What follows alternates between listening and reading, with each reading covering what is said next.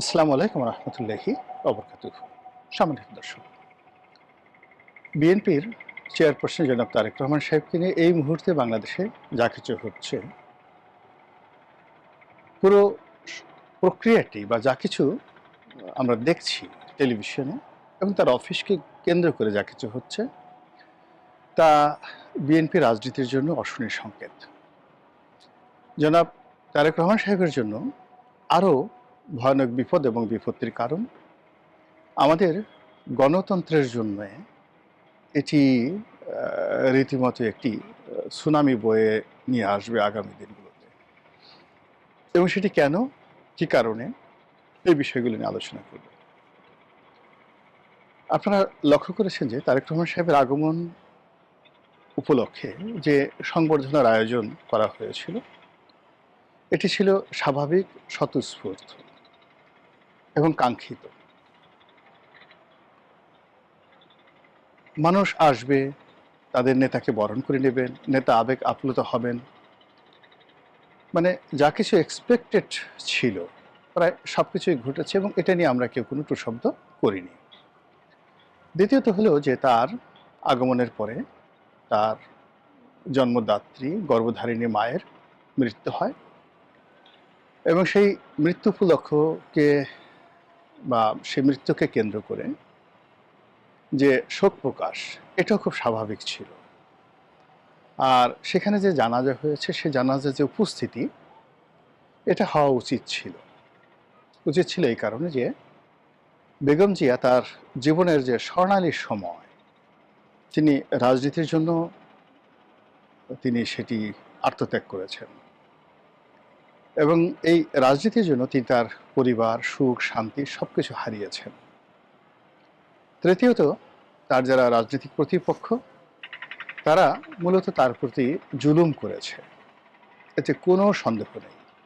অবিচার করেছে, অন্যায় করেছে, অপমান করেছে।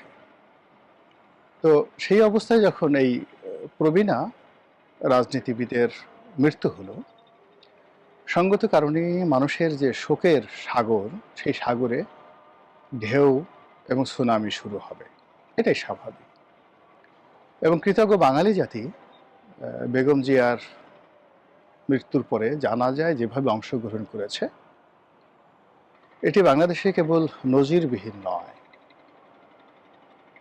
আগামী দিনগুলোতেও সকল রাজনীতিবিদদের জন্য এই ধরনের একটি জানাজা একদিকে স্বপ্নের বিষয় থাকবে, অন্যদিকে তাদের জন্য একটি চ্যালেঞ্জ তৈরি করবে যে আমরা জীবন সামনে এসে যদি মারা যাই বাংলার জমিনে, আমাদের জন্য কি এই সম্মান বা জনগণের সহানুভূতি এরকম হবে কিনা। এই পর্যন্ত সবকিছুই স্বাভাবিক ছিল। অস্বাভাবিক যে ঘটনাগুলো ঘটছে সেটা হলো, তারেক রহমান সাহেব এখন একটি অফিস নিয়েছেন, মানে বিএনপি চেয়ারপারসনের যে অফিস, সেই অফিস তিনি করছেন। তো সেখানে বসে তিনি তার যে নির্বাচনী যুদ্ধ, সেই যুদ্ধ নিয়ে তিনি ব্যস্ত থাকবেন। তিনি নির্বাচনী মাঠের সময় দিবেন, পরিকল্পনা করবেন এবং তিনি যেটি বলেছেন লন্ডনে থাকতে, যে এবারে নির্বাচনটি অন্যান্য বারের নির্বাচনের চাইতে মারাত্মক কঠিন হবে। তো সেটি তিনি আসার পরে হাড়ে হাড়ে টের পাবেন এবং সেই কঠিন নির্বাচনী যুদ্ধে জয়লাভের জন্য তিনি দিনরাত পরিশ্রম করবেন। কিন্তু সেটি তিনি করতে পারছেন না। এটি কি তার ইচ্ছা, তার পারিষদ বর্গের ইচ্ছা, নাকি তাকে একটা ফাঁদে ফেলে দেওয়া হয়েছে? এই পুরো বিষয়টা নিয়ে আমি একটা বিশ্লেষণমূলক ভিডিও করব, যে সাবধান জনাব তারেক রহমান সাহেব, আপনাকে কেন্দ্র করে একটা ম্যাটিকুলার ডিজাইন হচ্ছে, বা আপনি এখনও ম্যাটিকুলার ডিজাইনের মধ্যে আছেন, ফাঁদের মধ্যে আছেন। কিন্তু আজকে আমি শুধুমাত্র আপনাদেরকে কতগুলো বাস্তব দৃশ্য, যে বাস্তব দৃশ্য আপনাদেরকে অনুধাবন করানোর জন্য, তো জনাব তারেক রহমান সাহেবকে অনুধাবন করানোর জন্য সেই কথাগুলো বলছি। আপনি দেখুন যে শেখ হাসিনার পতন কেন হয়েছিল। তার পতনের অন্যতম কারণ ছিল তিনি চাটুকার পরিবেষ্টিত হয়ে পড়েছিলেন। এবং এমন সব বিখ্যাত চাটুকার, তাদের চাটুকারিতার সামনে আপনি উত্তর দিতে পারবেন না। যে মানুষগুলো আপনার কাছে আসার কথা নয়, সে মানুষগুলো যখন আসছে কোনো কিছু বলার দরকার নাই। আপনি যাকে আশা করেন না সে মানুষগুলো হঠাৎ করে আসছে, কথা বলছেন, আপনার সামনে বসছেন। এটাই এক ধরনের ইনডাইরেক্ট চাটুকারিতা। তো এভাবে শেখ হাসিনার দরবারে অনেক লোক যেতেন। তার শিক্ষক প্রফেসর আনিসুজ্জামান, ডক্টর মুনতাসির মামুন, জাফর ইকবাল সাহেবের মতো মানুষ, বড় বড় সাহিত্যিক, সাংবাদিকরা যেতেন। তারা অনেকে বসে থাকতেন, অনেকে সুযোগ পেলে খুব মৃদু স্বরে হালকা পাতলার উপরে সামান্য একটু তেল মারতেন। আপাত দৃষ্টিতে এগুলোকে আপনার তেল মনে হবে না, কিন্তু আমজনতা যদি ১৩৩ বছর তেল শুধু মালিশ করতে থাকে, আর হুমায়ুন আহমেদের মতো একজন লেখক, হুমায়ুন আজাদের মতো লেখক যদি একটি শব্দ উচ্চারণ করে, ওই ১৩৩ বছরের তেল মুহূর্তের মধ্যে বিলীন হয়ে ওটাই হয়ে যাবে। এটিকে বলা হয় ইন্টেলেকচুয়াল ফ্ল্যাটারিং, যেটি শেখ হাসিনার ক্ষেত্রে হয়েছে। এবং শেখ হাসিনা ধীরে ধীরে ধীরে ধীরে এই তেল পার্টির কবলে পড়ে সর্বনাশের পথে এগিয়েছিলেন। দ্বিতীয় হলো আরেকটি পার্টি যারা ডাইরেক্ট তেল দিত।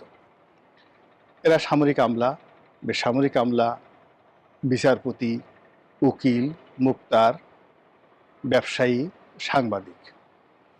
এবং এটা এত সিস্টেমেটিক ওয়েতে করা হতো। কখনো পিঠে পায়েসের আয়োজন হতো, কখনো নাচ গানের আয়োজন হতো, কখনো সংবাদ সম্মেলন হতো, কখনো কোনো ত্রাণ প্রদানের, যাকে বলা হয়, আয়োজন করা হতো। ত্রাণ প্রদানের উৎসবের আয়োজন করা হতো, দলে দলে ব্যাংকের মালিকরা যেত। তারপরে কখনো কখনো শেখ হাসিনার মন খারাপ থাকতো, তার যারা দালাল চাটুকার তারা জানতেন তার মন খারাপ, সান্ত্বনা দেওয়ার জন্য তার কাছে যেতেন। কখনো তাকে উৎসাহিত করার জন্য, প্রমোট করার জন্য যেতেন, কখনো তার সফর সঙ্গী হতেন। মানে ইত্যাদি কাজকর্ম করে ১৫টি বছর ধরে এই ভদ্র মহিলাটিকে তার স্বাভাবিক চিন্তা চেতনা করার যে ক্ষমতা, নিজেকে অনুধাবন করার, নিজেকে ওজন করার যে ক্ষমতা, এই ক্ষমতাগুলো শুষে নেওয়া হয়েছিল। ক্যান্সার যেভাবে শরীরের কোষগুলো ধ্বংস করে ফেলে, ঠিক সেইভাবে তার সঙ্গে এই আচরণগুলো করা হয়েছিল। এই গেল একটা বিষয়। দ্বিতীয় যে বিষয়টি, সেটি হলো তার মনে খুব সুকৌশলে প্রতিহিংসা জাগ্রত করে দেওয়া হয়েছিল, আর তাকে সুপ্রিয়ার বানিয়ে দেওয়া হয়েছিল যে আপনি সুপার লেডি, আপনি যা ভাবেন তা ইউনিক, আপনি যা বলেন তা তুলনাহীন, আপনি যা করেন তা পৃথিবীর কেউ করতে পারে না। আশেপাশের লোকগুলো এই ডাইমেনশনে ধীরে ধীরে ধীরে ধীরে তাকে এমন একটা জায়গাতে নিয়ে এসেছিল যে তার আশেপাশের আপনজন যারা তাকে খুব ভালোবাসতেন, তারা অনেক দুঃখ পেতেন, অনেকে চোখের পানি ফেলতেন, অনেকে তাকে ছেড়ে নিরাপদ দূরেতে থাকতেন, অনেকে দেশ ছেড়ে পর্যন্ত চলে গিয়েছিলেন। এবং প্রায় একই অবস্থা বঙ্গবন্ধু শেখ মুজিবুর রহমানের ক্ষেত্রে হয়েছিল। এবং বঙ্গবন্ধু শেখ মুজিবুর রহমানের ক্ষেত্রে যখন এই ঘটনা ঘটেছিল, তখন একেবারে শেষ মুহূর্তে ডক্টর কামাল হোসেন ইংল্যান্ডে চলে গিয়েছিলেন। তিনি কি একটা কথা বলে ছুটি নিয়ে চলে গিয়েছিলেন ইংল্যান্ডে। আর ক্লান্তি আমায় ক্ষমা করো প্রভু, এই কথা বলে সেই বিখ্যাত সাংবাদিক সাহিত্যিক আব্দুল গাফফার চৌধুরী তিনিও লন্ডনে চলে গিয়েছিলেন যে এই তেলবাজিদের মানে মাহফিলে আমি আর থাকবো না। এখন জনাব তারেক রহমান সাহেব বাংলাদেশে আসছেন। আসার পর তার কাছে দেশের শীর্ষ ব্যবসায়ীরা যাচ্ছেন। আচ্ছা বলেন তো, এই সময় কেন শীর্ষ ব্যবসায়ীরা তার কাছে যাবেন?